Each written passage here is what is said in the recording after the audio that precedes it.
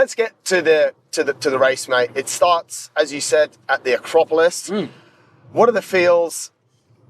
7 a.m. or it was about 6:30 in the morning, Saturday morning.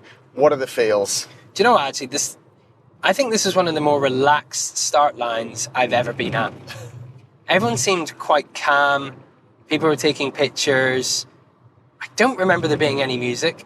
Maybe there was. No, I don't think there was. I think it was just very, very quiet. The sun is just starting to rise, and you can see the lights in the Acropolis. That's cool. Everyone, yeah, it was very, very cool. Everyone just seemed really calm. You see the odd nervous person walking around. People are asking you what time you think you're going to get. Yeah. You get a few of those idiots. Not relevant. But it was just very relaxed.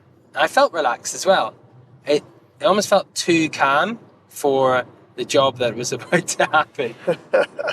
When did it stop feeling calm? About 10k in. Oh dear. Why? So you set off, as you know, you've got a time cap to hit for these first checkpoints. Yeah. Everyone shoots off on the start line like shit off a shovel. It is carnage. I think we came out the Acropolis at 4:30 per k. Wow. And I was looking around. I've actually got a video of it, and I'm laughing because I know that nobody is going to hold this pace. Although the lead guy did. Yeah. Nobody is going to hold this pace. Everyone does need to slow down, but I'll sit there for the first 3 or 4k and enjoy it, and then I'll slow down. But you didn't. A little bit. I slowed down a bit.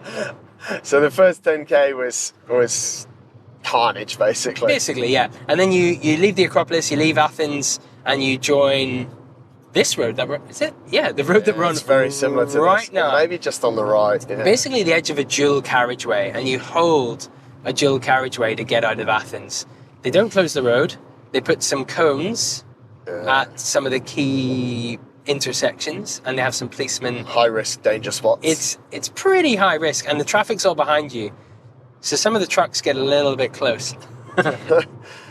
First checkpoint, or first major checkpoint. I mean, mate, there's checkpoints all the way on this race, and that's actually a question I wanted to ask you. Is like, you've basically got a water table stroke mini checkpoint every 3k. I think 4k was probably the longest. Yeah, I think 4.6 is the longest distance that you're without an aid station. How did that play out?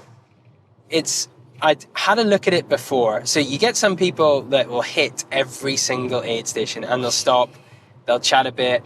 And if you do that, there's 75 of them in this race. If you're a minute or 2 minutes in each. Well, this is it. It all adds up. And then you have bigger aid stations where I was able to see you, and they're spaced out initially. The first, 44k, and then 80k, and then it was every 10 or 12, right? Yeah. So I was running with 2 bladder bottles. Anytime I needed to fill it up, I would just fill it up at the next one. Yeah. And when I saw you, we'd just change things through. Yeah. So I wasn't really stopping at those small aid stations at all. So you ran a marathon, 44k, quick refuel, and then you ran basically straight through to 80k. Yeah, I went through the first marathon in 3:59:48. Was that planned? Yeah, they had a timer on.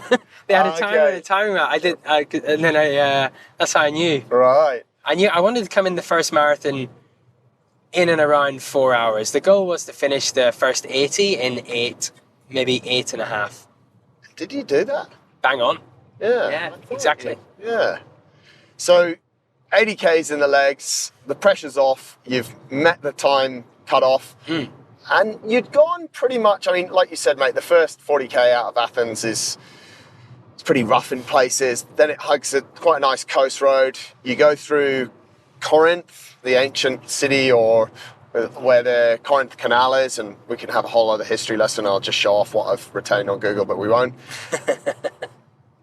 Did the race then sort of change a little bit, mate? Was it more relaxed, or because it's quite a big sort of mental point. You were never going to be in danger of the cutoff. No. But everyone talks about it. The next 30k is where I really, really struggled. Right. So from 80 to 110, 115, and it's just because I'd gone through that first 80 in 8 hours. So in my head, you start doing maths, right? You go, okay, so if I held that, I'd get done in 24. But that's not going to happen. It's going to be a lot slower. Yeah. But you're only a third of the way through the distance. And it just reminds you of how long that race is. Yeah. And how far your legs have still got to go. And you've run 80k quite quick, so you're starting to feel tired. Yeah. Yeah. So yeah, the next 30k I really struggled, just lots of things running around in my head thinking, how are you going to do this? When are you going to walk? How far will you walk? You need to keep running. What if something goes wrong? And just you think of every negative thing you can, really. And what do you do in those times to sort of hold it together, as it were? I was saying things out loud, so just generally being quite happy, positive, talking to people, smiling, and enjoying it, to be honest, because I knew that those thoughts would come. And I've done races before where you have those thoughts. Yeah. And so you know that they're coming. You know that they don't really have any value. It's just your brain going, we don't really need to run 240k. We've done a bit already. Let's try and stop. And so it'll try and convince you to stop. And you've just got to break through that barrier, if you like. It's interesting. I think you came into a checkpoint maybe somewhere around there, 110 or 140k. And for the first time, you rattled off this game plan. And we hadn't ever had a game plan. It was just we stay relaxed and just keep running and la-di-da-di-da. And, you know, you'd go out from a checkpoint and be like, sweet, we'll see you in 10k, an hour or so. And you cracked on. But you came into this checkpoint and you're sat and you're like, right, X time to this time, Y time to this time. Yeah. And you laid out this whole plan. And I was like, well, that's cute. Yeah. I was like, but I knew that you had obviously had it was quite an interesting sign that you'd obviously had some sort of moment before. And I just said, yeah, cool. Yeah. And we carried on as it was. So that's actually when I thought that you might have had, a wobble. I don't know if it's a wobble, mate. I think the biggest sort of learning from that is exactly what you said. It is super normal. You've just run 80 kilometers in 8 hours. You are starting to feel a little bit tired. That 8 hours as well, it's a bright sunny day. I mean, you're used to running in the heat, but it's a bright sunny day. You're dehydrated and you're a third through what you're going through or what's to come. So you've got to do that like 2 more times, another 80 and then another 80.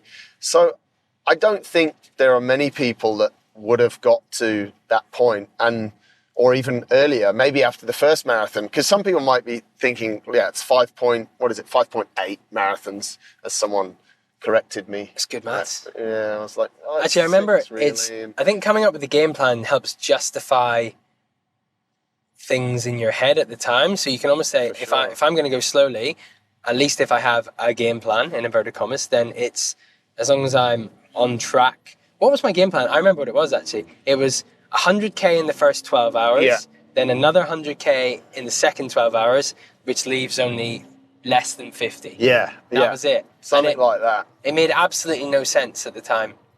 Yeah, but it's like you just said, mate, when your mind is perhaps wondering, it's like, okay, let's put a plan in place. And it would have made sense to you at the time, and that's why you vocalized it. It made no sense to me. And I knew, like, if someone had have said, like, will he achieve that? Like, no way. Like, there's no way you would have nailed it like that. Not against you, maybe even for you. I just knew that it wasn't what was going to play out, but it was a plan that you put in your mind. And this is why, if running life, it's all the same. If we get off the run, like, at least there is a plan. If it doesn't work exactly, that's fine. But if you didn't have a plan at that point, like, your first plan was to stay relaxed, you did to a certain point. You still ran quite quick. But then it's like, now we needed to put something in the brain to tell the brain to justify what was going on. What was happening. Yeah. So it's like, did you think in the moment you thought that was the best plan. That's what you'd come up with and that's what resonated with you. And so you sort of crack on. But you're never gonna nail it exactly like that. Yeah. You're either gonna. We just passed the Toulay shot. Tom Walker likes Toulay. Side note.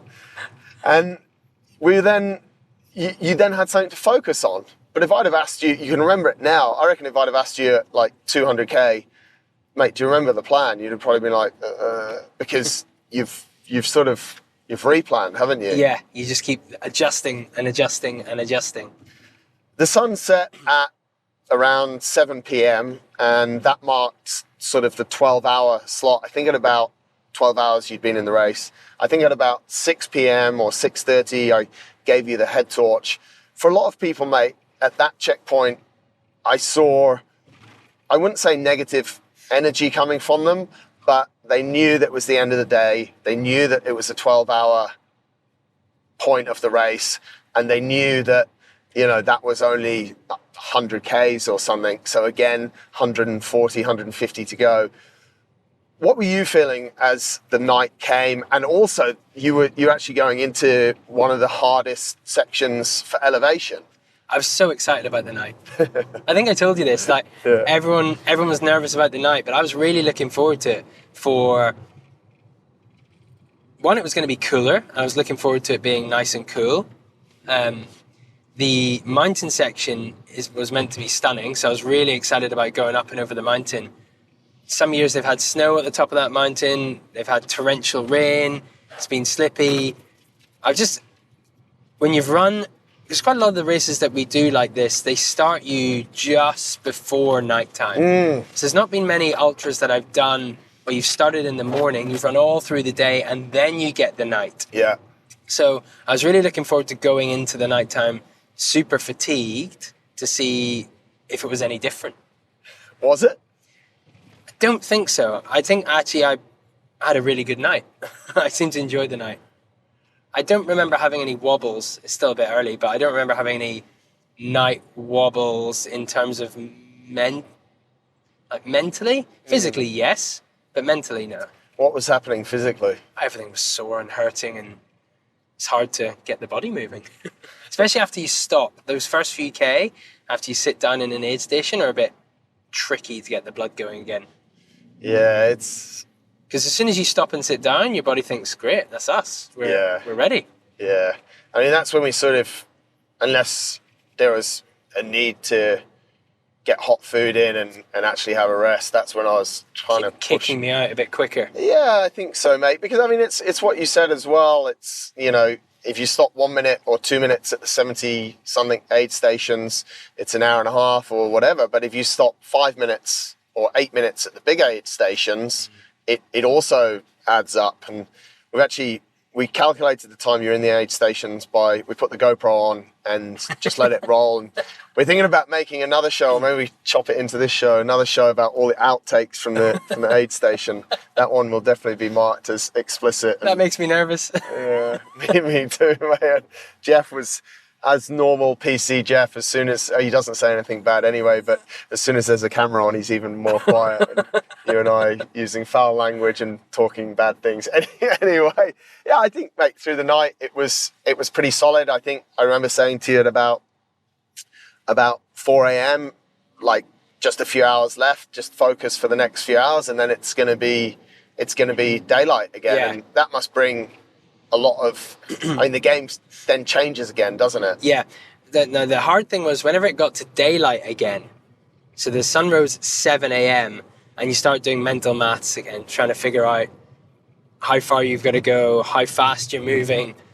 And so I was calculating, the earliest I'm going to finish is 1 o'clock, 1:30 in the afternoon. Right. And it dawns on you how far away that is when you're sitting at 7 a.m. in the morning. Yeah. So how do you then start to break that down?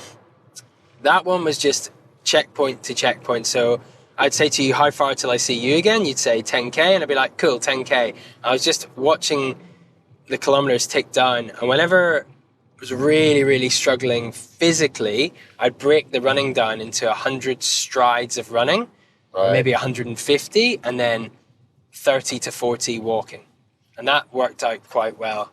So you're playing little games with yourself, and all you've got to think about is just counting to 100, 150, then you start again, count to 50, look around and try and take in the scenery.